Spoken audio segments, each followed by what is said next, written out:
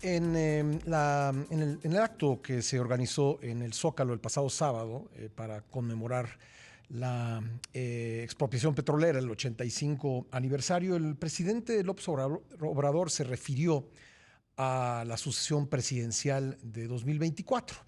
Y en pocas palabras, para sintetizar la idea que quiso transmitir, dijo que él no cometería el mismo error de Lázaro Cárdenas, que en la sucesión de 1940, pues optó por un sucesor más moderado, Manuel Ávila Camacho, y no por Francisco J. Mújica, quien, a decir del presidente, pues tenía mayor afinidad con él. Y eso no lo hizo, dijo el presidente López Obrador, porque había una derecha política muy agitada que le impidió hacerlo. ¿Qué fue lo que realmente pasó en esa sucesión? Fue Manuel Ávila Camacho un presidente que, de acuerdo con lo que dijo López Obrador, después hizo componendas con la derecha. Lo vamos a platicar con el historiador Javier García Diego, miembro del Colegio Nacional, a quien le doy nuevamente la bienvenida al programa. ¿Cómo estás, querido Javier? Pascal, qué gusto saludarte y saludar sobre todo a todos tus seguidores y seguidoras. Gracias, muy amable. Me imagino que para alguien como tú, que ha estudiado tanto la Revolución Mexicana y sus consecuencias políticas, entre otras, este discurso y el punto de vista del presidente sobre la sucesión del 40 ha de haber sido muy interesante. A ver, Pascal, el presidente constantemente hace referencias históricas. Uh -huh, Nosotros los historiadores estamos muy contentos de que el presidente las haga. uh -huh. Nos ha regresado, digamos, ha regresado la historia al debate público. Creo que es importante utilizar la historia para fundamentar la legitimidad o algunas decisiones. Sin embargo, cuando el presidente opina sobre historia, yo tengo dos opciones. Una, considerarlo simplemente como una opinión respecto a una disciplina de conocimiento. Uh -huh. O, por otro lado, pues considerar que el presidente está utilizando políticamente la historia, que repito, para los políticos esto es válido. Entonces, respecto a la afirmación de si Mújica o si Ávila Camacho, yo hace mucho que lo he reflexionado, no es nada más por este fin de semana, lo he reflexionado, repito, desde una perspectiva estrictamente histórica. Y entonces, si me permites un par de minutos, yo veo el asunto desde cuatro aspectos. Sí. El primer aspecto es que no había partido de oposición, solo existía el PRM. Uh -huh. El PAN nació en septiembre de 39 y ya para ese momento Mújica había declinado sus aspiraciones presidenciales. Además, el PAN no lanzó candidato en esa sucesión presidencial, ni tampoco lo haría en 46. La primera vez que el PAN lanzó candidato fue hasta 52 con Efraín González Luna. Sí.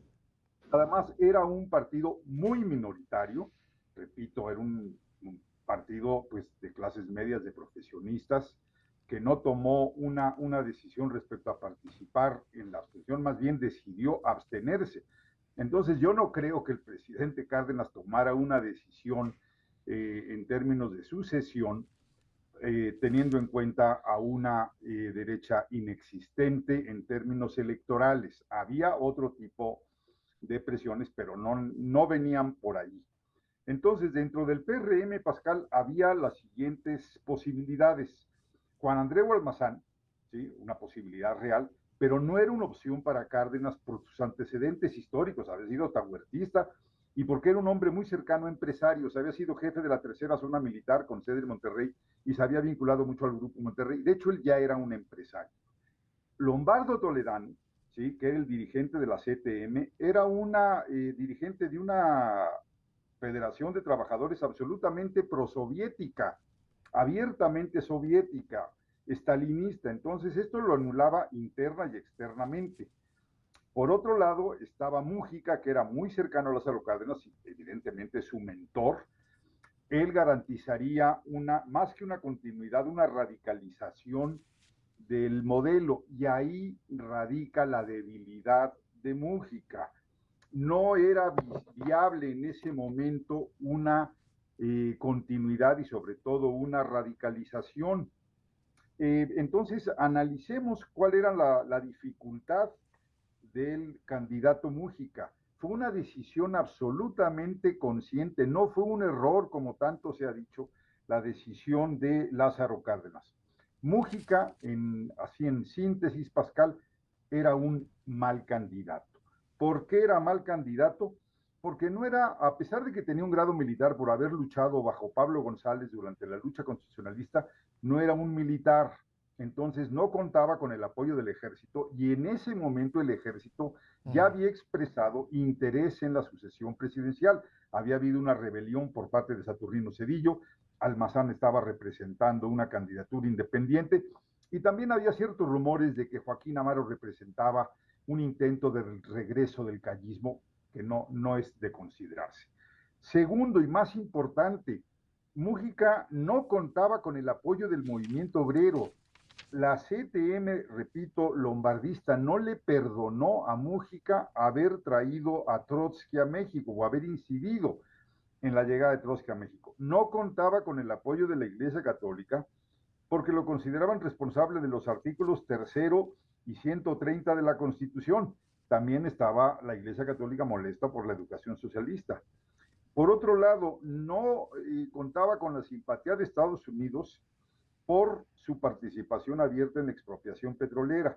Y por último, no contaba con el apoyo del empresariado mexicano, aunque débil, por su papel en la ley de expropiación. Pero en síntesis, Mújica era muy mal candidato, no tenía el apoyo de la clase política, ¿sí? Porque lo consideraban sectario, no contaba con el apoyo del ejército, no contaba con el apoyo de los obreros y campesinos. Estamos conversando con el historiador Javier García Diego sobre la sucesión presidencial de 1940, luego de que el sábado, en el mitin en el Zócalo, el presidente Andrés Manuel López Obrador dijera que Lázaro Cárdenas se equivocó al designar como sucesor a Manuel Ávila Camacho y que debió haber designado a Francisco J. Mújica, pero nos está diciendo Javier García Diego la cantidad de razones por las cuales Mújica era un mal candidato y que no fue una equivocación de Cárdenas decidirse en aquella sucesión por Ávila Camacho. Javier. Sí, Pascal, absolutamente, lo reitero, no fue un error de Lázaro Cárdenas, lo reflexionó mucho. Mújica, ya lo mencionamos antes, era un mal candidato. Por gloria histórica que tenga, son dos cosas distintas, la gloria histórica y la conveniencia sucesoria. En cambio, Manuel Ávila Camacho era un buen candidato, cualesquiera que hayan sido sus posturas posteriores, pero en 1940 era mejor candidato. Primero que todo, no fue un error de Cárdenas, porque Cárdenas lo apoyó no solamente en 1940, sino a lo largo de su presidencia. Era muy cercano a Lázaro Cárdenas, había sido su jefe de Estado Mayor desde hacía unos 20 años, desde los 20 había estado con él, había sido secretario de guerra de Lázaro Cárdenas, por lo tanto contaba con el apoyo del ejército. A diferencia de Mújica, sí contaba con el apoyo del movimiento obrero por su paisano, ambos de Teciutlán. Lombardo Toledano controlaba la CTM, también tenía el apoyo campesino, tenía el apoyo de la clase política, tenía el apoyo de las clases medias y algo muy importante, durante su campaña dijo ser creyente, con lo cual aminoró la animadversión de la iglesia. Todo esto lo supo perfectamente Lázaro Cárdenas, así que de ninguna manera podemos hablar de que fue un error. Después de haberlo apoyado en 1940, repito, porque era mejor candidato que Mújica, Lázaro Cárdenas fue, con Ávila Camacho, comandante militar del Pacífico y luego secretario de guerra, o sea, fue parte del gabinete de Ávila Camacho. El que Ávila Camacho, a partir de 1945-46, haya optado por Miguel Alemán como sucesor, no es un asunto de derechización de Ávila Camacho. No, Pascal, así no procede la historia. Es que había ya otros contextos, ¿sí?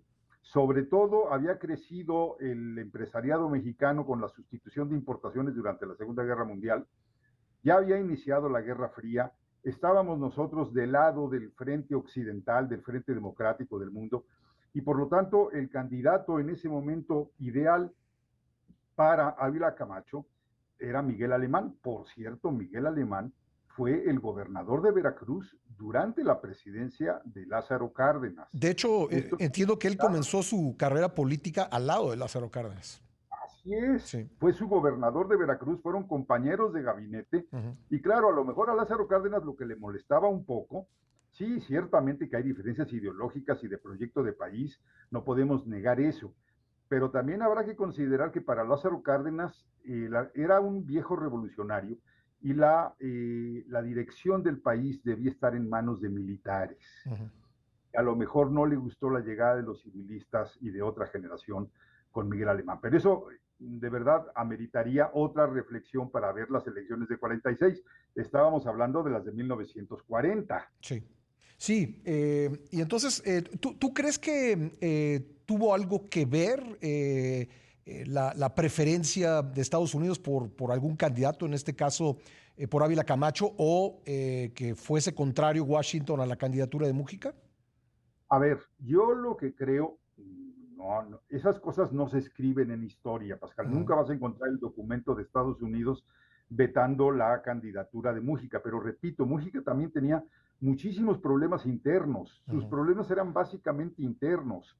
No era apoyado por la clase política, no era apoyado por el ejército, un ejército muy activo en política en ese entonces. Hay que recordar Ujú. pues, la candidatura independiente de Almazán y la rebelión de Saturnino Cedillo, para decirlo menos, y no contaba con el apoyo del movimiento obrero tan importante para Lázaro Cárdenas. Ujú. Esas son las principales debilidades que tenía Mújica. Ahora, para 1939, cuando se decide la candidatura, ya había comenzado la Segunda Guerra Mundial. Sí, porque dice el Y presidente estaba a obviamente punto de comenzar y ya había comenzado, ¿no? ya había comenzado para el frente checoslovaco y polaco, la guerra inicia a septiembre, octubre de 39. Ujú. Entonces ya había este contexto y obviamente para Estados Unidos era muy importante contar con un presidente en México que controlara al ejército mexicano, que controlara a la clase política mexicana y además a Estados Unidos le interesaba tener una frontera, digamos, segura para no pasar las angustias que había pasado durante la Primera Guerra Mundial cuando Venustiano Carranza fue considerablemente germanófilo. Ujú. Digo, estas cosas no son problema de ideología, de derechización, de la simpatía o la popularidad de un personaje o de dos personajes. Son macroprocesos históricos que es Ujú. como debemos entender la historia. Javier, por último, el presidente hace algo que pues es muy complicado desde el punto de vista de la historia, que es decir, ¿qué hubiera pasado si? El presidente da la impresión de decir, si Lázaro Cárdenas hubiera designado como sucesor a Mújica, hubiera sido mucho mejor para el pueblo. En realidad nunca lo sabremos, nunca sabremos A si ver, hubiera sido bueno, malo o regular, ¿no? en esa polémica yo ya no me meto, Sí, así como hay la utopía que es algo que no tuvo lugar, sí. ¿sí? Que no tiene lugar en el mundo, lugar en la política, pues en historia eso se llama ucronía. Ujú. No es lo que sucedió, sino lo que a ti te hubiera gustado que sucediera. Ujú. Ujú. Y entonces sí, yo esa polémica ya no la sigo, porque a mí me interesa analizar lo que sucedió, cómo, cuándo y por qué. No me interesa el que a mí me hubiera gustado más que sucediera de tal Sí. o cual manera, porque Me, eso pues no es historia. Me quedo pues, querido Javier, con que tenía muchos problemas internos, Francisco J. Mújica, que no lo hacían un candidato conveniente a los ojos del presidente Lázaro Cárdenas y que él tomó una decisión consciente de designar sucesor en las formas que se usaban entonces a Manuel Ávila Camacho. Absolutamente, esa es una síntesis perfecta. Mújica no era un buen candidato, Ávila Camacho no solamente era un buen candidato, hizo una campaña muy inteligente, nada estridente, moderada, eran momentos de tensión. Y yo creo que aquí la historia nos deja dos lecciones, Pascal. Uh -huh. Una, el más radical no es necesariamente el mejor candidato. Uh El -huh. más radical no es necesariamente la mejor opción para el país. Y segundo, no hay posibilidad histórica de continuidades totales. Uh -huh. ¿Por qué? Porque siempre son diferentes los contextos, son diferentes los personajes, es diferente la historia. Entonces, no busquemos continuidades de verdad así a rajatabla, Sí. ortodoxas, totales, porque eso en historia no funciona. Y Pues repito, sí. en esto concluyo, Pascal, el más radical no es necesariamente la mejor opción. Javier, muy agradecido contigo siempre por tomarme la llamada. Te mando un gran abrazo. Te mando un gran abrazo, Pascal, con el cariño de Gracias. siempre. Gracias igualmente. Javier García Diego, historiador, miembro del Colegio Nacional